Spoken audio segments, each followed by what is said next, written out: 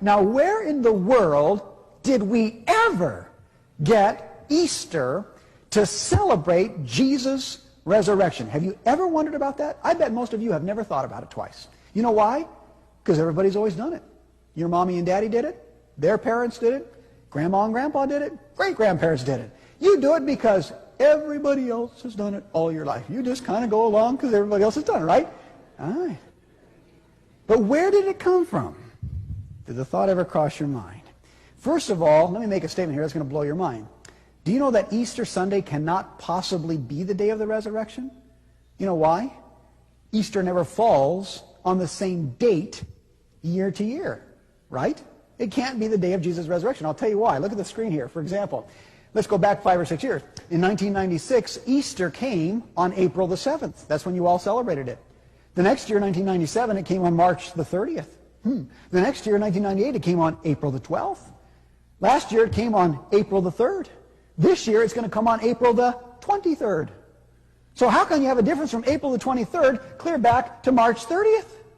That's a difference of 23 days. How does that happen? I'll tell you how it happens. Easter is not regulated by a date. Easter is regulated by the solar system. You know why? Easter always comes the first Sunday after the first full moon, after the equinox, when days and nights are equal length. You never knew that, did you? Isn't that amazing? And so all the people that are celebrating the resurrection of Jesus on Easter Sunday morning, it's just not true. It didn't happen then. Okay? But anyway, the question is, how did we ever get Easter on the first Sunday after the first full moon after the equinox? Did you ever wonder about that?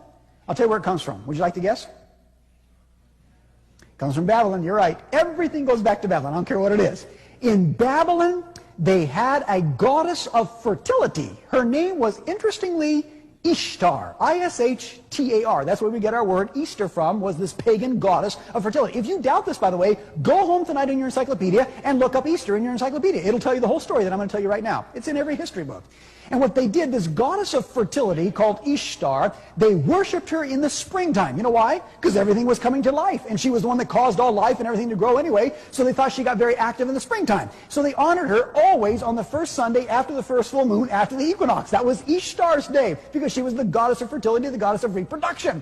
And you know what happens, folks? They took that then, and they celebrated this day of her in her honor, and so did Medo-Persia, and so did Greece. In fact, Greece had her under another name called Venus. You ever heard of Venus before? That's Ishtar in Babylon, the same thing. And then you go to Rome, and Rome had this, and folks, the same thing. You come to Constantine. Constantine, about 300 years after Jesus, says, hey, we got all these pagans out here, and they're worshiping Ishtar on the first Sunday after the first full moon after equinox. You know what? Jesus rose from the tomb in the springtime. It was Passover time and so on.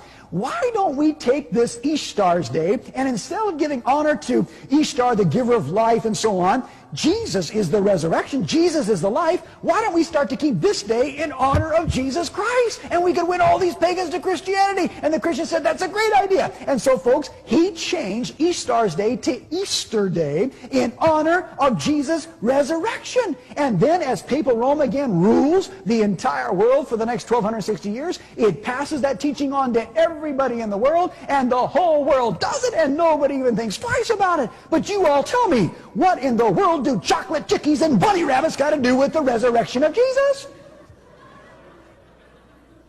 Amen? Did you ever wonder about that? I bet you didn't. You know why? You've done it all your life. Everybody does it. But you know where it comes from? Make a guess.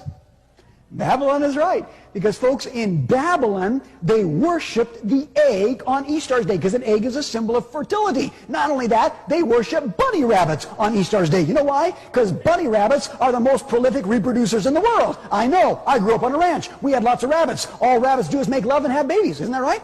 Yeah. And so, honestly, they worship the rabbit. And we still have that today, all the way back from Babylon. Amazing, isn't it?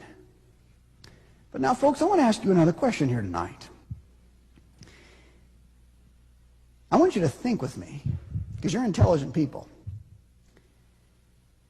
If things like Christmas and Easter, coming straight from pagan Babylon, have made their way into our world tonight and been Christianized, and everybody just does it because everybody else does it, My question to you is this.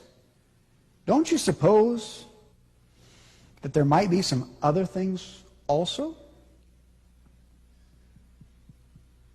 Don't you suppose there might have been some other false teachings or errors or pagan practices or deceptions that have snuck their way in that we are following and teaching and practicing that's totally contrary to the truth of the Bible? Don't you think there might be some of those? You better believe it, my friends. You better believe it.